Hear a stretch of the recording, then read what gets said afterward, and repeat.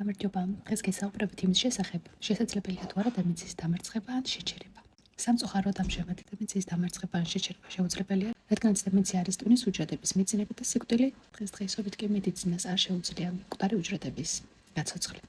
თუმცა დიდი მაგრამ შესაძლებელია პროცესის პროგრესის შეცვლილება, ზოგიერთი სიმპტომების შემსუბუქება და ცხოვრების ხარისხის გაუმჯობესება. ზუსტად ამიტომ გადაწყვეტ ბლოგების ჩაწერა, რომ ხელი შევუწყოთ მათი ცხოვრების ხარისხის გაუმჯობესებას და შევანელოთ დემენციის სწრაფი პროცესი. მნიშვნელოვანია დროული რეაგირება, პროცესის მონიტორინგი და მკვდრო გარემო სტრესის გარეშე. პირველი და ყველაზე მთავარი, ცვლილებების შენიშვნისას ექიმთან დროული ვიზიტი და დადგენა თუ რასთან გვაქვს საქმე. შემდეგ კი აუცილებელია ნევროლოგის რეგულარული მონიტორინგი. საბედნიეროდ დღეს მედიცინა გვთავაზობს პრეპარატებს, რომლებიც ეხმარებიან ნერვულ სისტემას სიგნალების გაუმჯობესებაში. ისინი რა თქმა უნდა ვერ კურნავენ, მაგრამ ანელებენ ტვინის უჯრედების ჩაძინებას. გარდა სამედიცინო კუთხისა, როგორ შეგვიძლია, რომ ჩვენ თავად გავუმარტივოთ მათ ცხოვრება.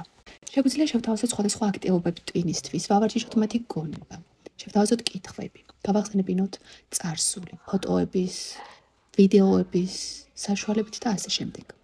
მოვასმენოთ მუსიკა, ვამღეროთ, შევთავაზოთ ხატვა, ვესაუბროთ მარტივი ფაზებით, თავს არ მოვახვიოთ ჩვენი პრობლემები, უკონტროლოთ ძილი.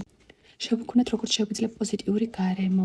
თბილი და პოზიტიური ენერგიები აფერხებენ აგრესიას, დაბნეულობას. სტრესი კი ხელს უწყობს სიმპტომების დაჩქარებას.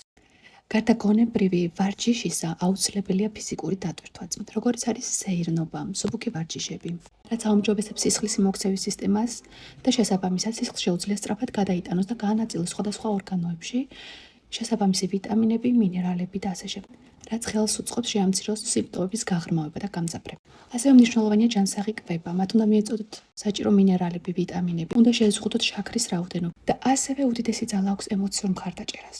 უნდა ვეცადოთ და შევინარჩუნოთ მშვიდი ტონი მიუხედავად იმისა, როგორი არაადეკვატურებიც არ უნდა იყვნენ. და ბოლოს, მათ ისევე სჭირდებათ ჩახუტება, მოფერება, როგორც პატარა ბავშვებს. უნდა გვახსოვდეს ყოველთვის, რომ ეს მათი ბრალი არ არის. ისინი ასეთები არ არიან.